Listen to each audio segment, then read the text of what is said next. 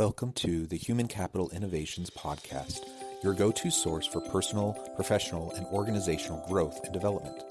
We hope you tune in often for all things people management, organizational development and change, organizational leadership, and social impact related.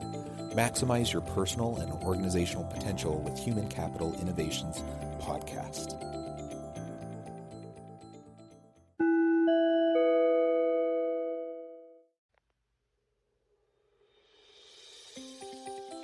Welcome to the Human Capital Innovations Podcast. In this HCI podcast episode, I talk with Katie Chonacas about fostering and promoting a growth mentality with short-term, medium-term, and long-term goals.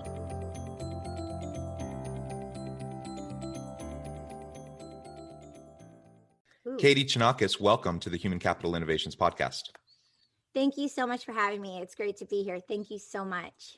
Well, I'm super thrilled to have the opportunity to chat with you today. I've had a lot of different guests on with a lot of different types of experiences coming from different walks of life. But I don't think I've had anyone on to date who has been so entrenched in, and involved in the Hollywood entertainment industry. And that's your background. So we're going to be talking about self-leadership and fostering and promoting a growth mentality. We'll zoom in on short-term, medium-term, and long-term goals and how that can help foster overall growth and abundance mindsets. But ultimately, we're going to be doing that from the context of your background in the Hollywood entertainment industry, which I think is really fascinating. As we get started, I just wanted to share Katie's bio with everybody. Katie Chonacas is a strong female leader who has worked in the Hollywood entertainment industry for over 2 decades. She has worked with 19 legendary A-list stars in 1 year, and the list is long. I could list them all off, but everyone that you've heard of. She grew up running across country, so she has the mind growth mentality of short-term, medium, and long-term goals. She is now a women's empowerment coach in the entertainment industry. She is focused on time management, and she coaches clients on the 11X method for personal and professional psychological health, maintaining our morals, ethics, and values. What a wonderful, interesting, and unique background. Before we launch into the conversation, anything else you would like to share with listeners by way of your personal context? First, I would just like to say, for the listener and the viewer, thank you so much for being here. To have this conversation. We hope to provide value and a lot of insight to inspire you for your own life and your own journey. And so just for being here, I remember one time I was at a Worlds event in Hollywood, and Gary Vee was this keynote, and he was, on stage, and he said, when someone has an idea with someone, it's worth $4 million. And then he said, but the number one most valuable thing is our attention right here. We can only focus on one thing at a time. So for Jonathan to ask me to be here and for us to exchange our moments and our energy is so sacred. And then for us to be a ripple effect to provide value for the viewer and the listener, I just want to honor you for being here because it means so much to us in the work that we do and the lives that we lead. So we understand the value of your time. And so I just want to say thank you so much. This is going to be a great conversation. Wonderful. And amen to everything you just said. I completely agree. I really appreciate and I'm frankly blown away by the loyalty and commitment of listeners who tune in again and again and again. It's a bit humbling, but I'm pleased to continually have the opportunity to talk to such fascinating people and explore such interesting topics. So thanks to the listeners for joining us. Katie, thank you for joining today. Before we really launch into the growth mentality and setting goals and such, maybe just tease us a little bit on how you got into the entertainment industry, what that's been like over the last couple decades, and then we can move into the main topic for today. Sure. I mean, that could go in so many different ways, but I guess on a macro level, I feel like we all have a divine purpose. I feel like we're all, it's just such a gift. It's such a gift to be on the planet. And my birthday's 11/11. I'm a numbers girl. So I go with my intuition, my human design. I'm a projector. So you can find your human design at mybodygraph.com. It's free. And so mine is the gift of the invitation. So I always follow like the journey of when I'm invited to something, then I'm invited like wholeheartedly 100%. Um, I grew up running cross country. So I grew up with these Greek roots, knowing tradition, knowing culture, and then knowing like to have this rock to lean on, but not and then being an observer as like a Greek, philosopher, and just like observing culture and people. And so growing up, I had these short-term, medium-term, long-term goals because I ran cross country. So I feel like running cross country really gave me a psychological perspective of not only my personal life at being a kid, having a sports mentality, but it gave me the understanding of the marathon of life, of like having short-term, medium-term, long-term goals. And so I really preserved myself in a way at a very young age, like an intuitive knowing to what I put into my body temple. I'm only going to get one. Like when you get a car, are you going to run it dry or run it ragged? Or are you going to nurture and take care of it? A car, right? This is our engine. This is our vessel. And we get one and we evolve with it. And so like, God willing, if I live till I'm 90 or 120 or 150, who knows nowadays, just to be able to be honoring myself and honoring that it's a gift for me to even be here is like where I have to kind of start from. Yeah, yeah, I really, really like that. And while I can't relate to running because I'm not a fan of running, if I'm playing a sport, I'm happy I can run around all day long, but just to go out and just run, that's not something I've ever been into. But I was very much into biking. I haven't been so much as an adult. Just anyone who listens to the podcast knows I have 6 kids and life is busy and I just don't have time to do some of those things. But as a teenager, I biked a lot and did many very long races. And so I can, it's somewhat similar. It's different, but it's somewhat similar. Doing a 200-mile bike ride is intense, and it is all about the short-term, medium, and long-term perspective. And it helps kind of train your mind to persevere because things just get really tough and you get to the point where you just want to quit. And I don't know if that's the way it was with cross country, but it certainly was with biking. And there were, some of my most kind of profound moments in my life that, that shaped me for the rest of my life happened during those rides where I just had to find it within myself and push through. Those have been, lifelong lessons for me. Yeah, I love everything you're saying. And again, this could go in so many different directions. One thing I'll say is after my running career after school, and I went around the world and I traveled and I got involved in so many different things. Somewhere along the journey, I completely stopped running for so many years. And I actually, I'm an avid runner again, not competing, but I'm totally running again. And I feel so connected to myself as I was when I was a teen that I'll never let it go again. It's like, it was like my mojo that I lost, that like I didn't know that was a thing, but it's my baseline that connected me to me and it grounds me. So I'm so grateful for that. One. Two, on a psychological level, again, of being a child, because we all go through different circumstances. My mom and dad are still married. They have 4 kids. I come from a big Greek family. So we have all those traditional values and those things kind of that I dabbled in. And I'm so grateful for, my upbringing and, the goodness that I had within my circumstances. However, within circumstances, there are, trying times for every human being and individual. So for me, I'm so grateful. My dad was a cross country runner and he turned me on to cross country running. And out of everyone, out of all the kids, not to compare against my family members or anything, but because I think cross country saved me. I think because of cross country, I have done everything that I've done thus far in my life. And I have had struggles and, we all have, but cross country with the my neurotransmitters, and Dr. Joe Dispenza says we have 60 to 70,000 thoughts per day. 90% of those thoughts are the same thoughts, and we fire and wire and unfire and unwire, right, through circumstances and patterns. I think by running cross country, what you do as an individual affects the whole, right? So it's an individual sport. So me competing with myself, which I can do in my career and everything I go for. However, what I do as an individual is going to affect the whole. I think it was an outlet for me as a child to be able to get away from maybe the drama and the chaos and all the family stuff that was going on. I was able to be a part of a system and be a part of something that grew my body temple. So I feel, for me, God willing, I have children one day, sooner than later, but I don't have children right now. And God bless you for the 6 that you have. They're very lucky to have you as a father, guaranteed.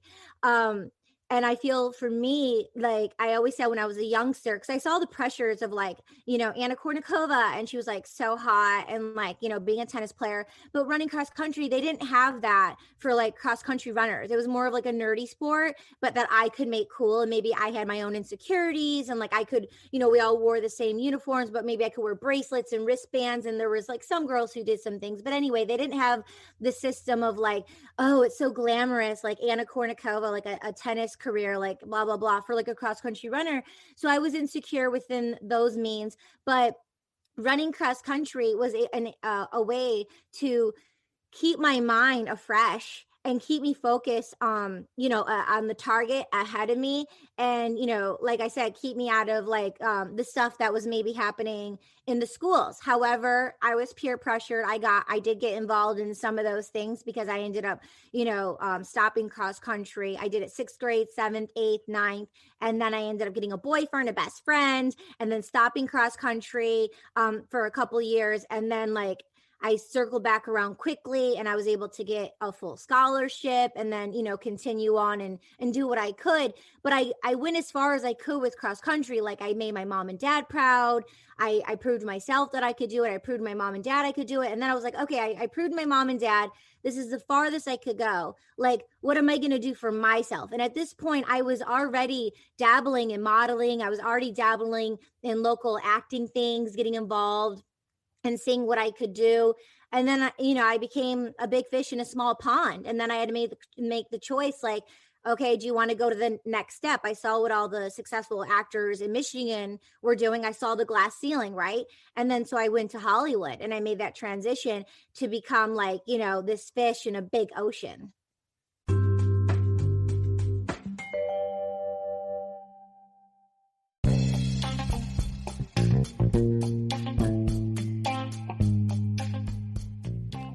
I'm excited to announce the publication of my new book from HCI Press, The Alchemy of Truly Remarkable Leadership: Ordinary, Everyday Actions that Produce Extraordinary Results. Consider how the nature of work has shifted over the past 50 years. With increased globalization, rapid technological advancement, and the shift in economic composition, the average job of today looks very different than the average job of 50 years ago. What will the jobs and organizations of tomorrow look like? Moreover, what does this all mean for organizational leaders? What are the core competencies and capabilities of organizations and their leadership that are prepared for continued disruption and geopolitical and socioeconomic shifts? Regardless of what the future holds, increasingly, leaders need to be socially minded, data-driven, decisive, champions of talent, and disruptors of the traditional notions of leadership, teams, organizations, and work. The Alchemy of Truly Remarkable Leadership will help you to explore your own leadership competencies and capabilities and consider ways to apply and implement them into your workplace and personal life.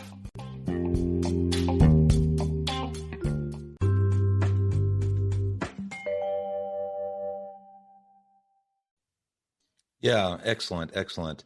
So let's start to make the connection now, as we look at how these experiences in our childhood and in our early adult life have impacted, our adult life and into our careers. And you work with people as a coach to help them regain their focus, to, time management, growth mindset, all of these things, ultimately to have, a more psychologically, spiritually healthy kind of centered peace in their life, so they can find more, productivity and fulfillment and meaning and purpose.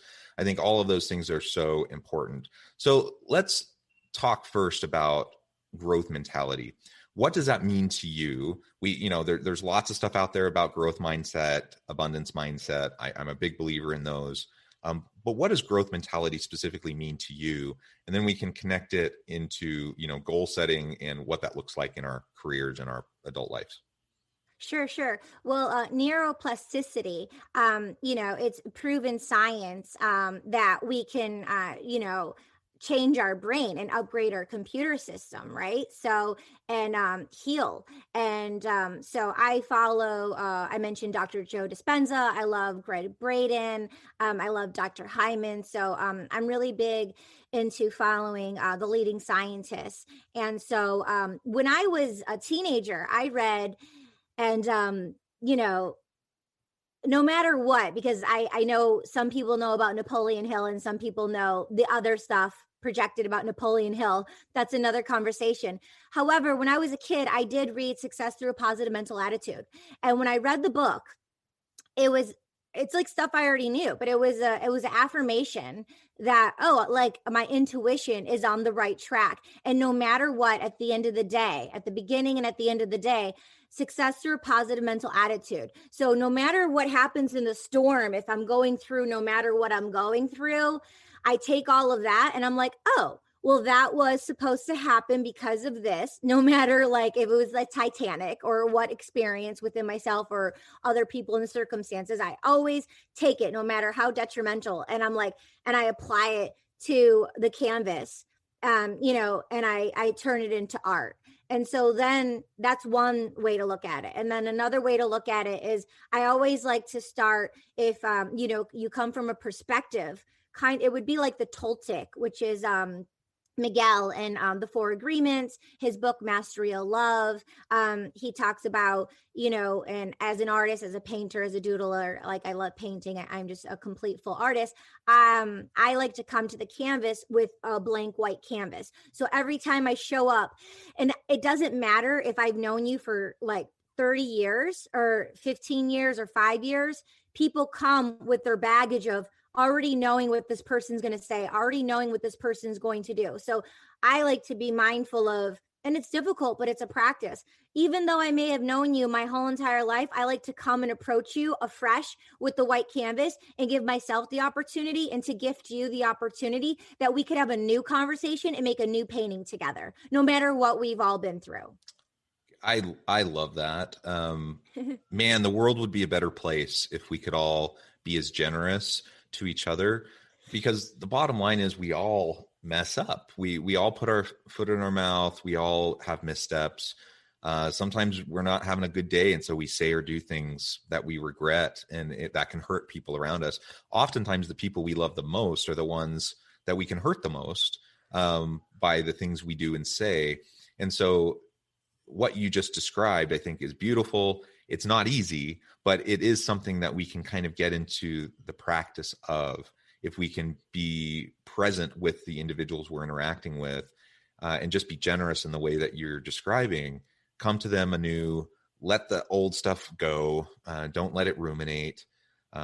Obviously, this doesn't mean we're going to put ourselves in positions to be perpetually abused by people who are physically or psychologically abusive, but most people aren't like that. Most people are trying to do right by others, and we just make mistakes. So being with them, being generous, and building meaningful, fulfilling relationships of mutual respect and trust, ultimately that's going to lead to a more fulfilling life, more friendships, more connections, which tends to lead to greater success in career, in just life in general.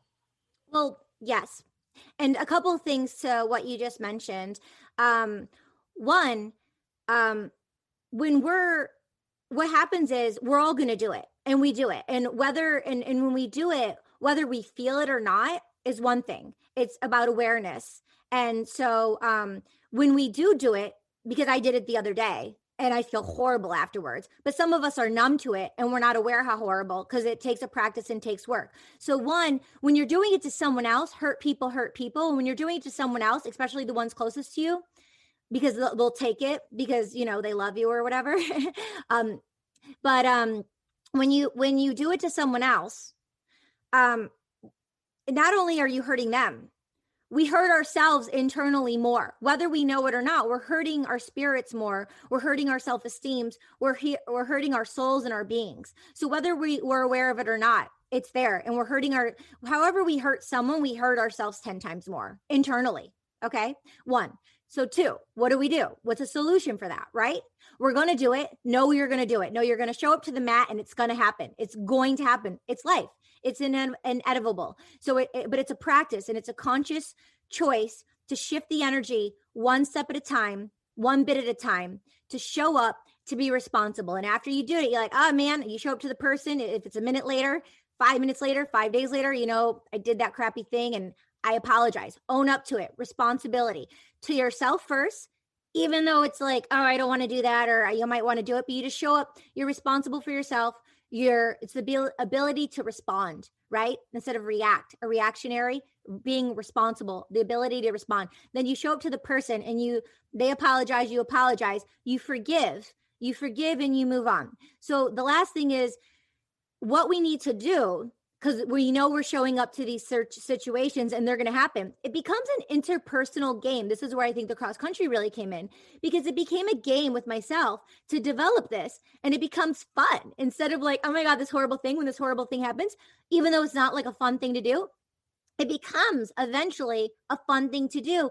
And you set up tools for yourself like, okay, I get a trigger, I get a hit. On the third one, I'm going to explode. So when I feel a red flag or someone says something and they're cutting me down because they're saying, pointing you, and instead of saying I, they're saying you, and they're projecting something onto you because of their own stuff, you're like, I'm going to exit this conversation. So you prepare before you go into flight, and your prefrontal cortex shuts down. We have 3 parts of our brain. Before our prefrontal cortex shuts down, and we go into survival mode, to protect ourselves, to defend ourselves from the person or from ourselves. We need to get out of there. Even if it's a phone conversation, like before, like, I got to go to the bathroom. If you're in a work meeting, like, oh, excuse me, excuse yourself, I have to take this call. Do anything to get out. You just get out of the situation, which lastly takes me to a more detrimental situation. If you're with someone who is in a narcissistic relationship or an abusive relationship, and you're living with this person, and it's like you're in like the Pentagon, you can't get in, and it's prison, then what you can do, and that's a harder step, and it's a harder call, but that's ultimately self-love, putting oneself first. And you can't help and survive and love another person emotionally unless you fully empower self and love ourselves and empower ourselves to be in our best situation. And we're going to be under this rock. So, like having the tools to get out and to get out of that situation and not to be living with it. And I know how difficult it is. I've been in the situation. I definitely know how difficult it is. That's why I can coach people through it. That's why, I'm there for people, and I'm an advocate, because I feel like the people who've been through it in certain ways, they're the ones who understand, that can hold space, who can listen, who can navigate. We can't tell people what to do. We can suggest and just share our experiences. That's why it's one of the reasons why we're having this conversation right now, because some things are going to stick and resonate and then others aren't. But you take the good, like success through the positive mental attitude. At the beginning of the day, at the end of the day, you take what's good and you leave the rest. You do what works for you and you pivot. You do pick up this gem, pick up this gem, pick up this gem for the people who are offering it. Yeah. Excellent, Katie. Well, I can't believe it. I was just looking at the time, and it has flown by. Yeah. I need to be respectful of your time, and I know you have a busy day. But before we close, and perhaps I can have you back on, because we've only just scratched the surface, and there's so much more I would love to talk with you about. But before we close for today, I just wanted to give you a chance to share with listeners how they can get connected with you, find out more about your work, and then give us the final word on the topic for today. Great. Yeah. Well, I definitely see that you use Anchor and that you can use Spotify's music. So on all music streaming platforms, if you want to play any of the songs or put any of the songs I created on the Sophisticated Psychos platform, please feel free to include it in the episode if you would choose to. Otherwise, aloversfairytale.com. You can stay in touch by going to putting in your email, and I'll send you a beautiful complimentary gift of the spoken word music videos that I self-produce for the poetry pieces that are inside my new book that's available on Amazon, so loversfairytale.com, and then we can stay connected more that way. The Sophisticated Psychos on all streaming platforms, including YouTube. I think those are the best ways to stay in touch with me. Yeah, I'm on all social media platforms, so. Wonderful. Well, thank you, Katie, so much. It has been a real pleasure as you've shared your insights, and I really appreciate everything you have to offer. I encourage listeners to reach out, to get connected, find out more about what Katie can do for you. And as always, I hope everyone can stay healthy and safe, that you can find meaning and purpose at work each and every day. And I hope you all have a great week.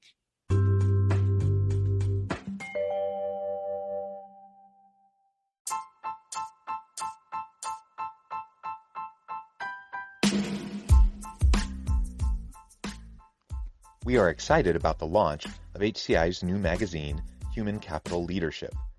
Human Capital Leadership is a free, interactive e-magazine designed to help individuals, leaders, and organizations find innovative approaches to maximize their human capital potential.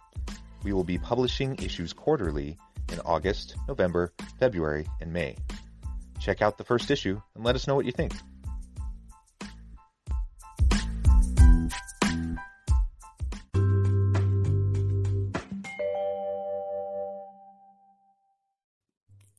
Thanks again for joining us for this episode of the Human Capital Innovations Podcast. I hope you stay healthy and safe and that you have a great week.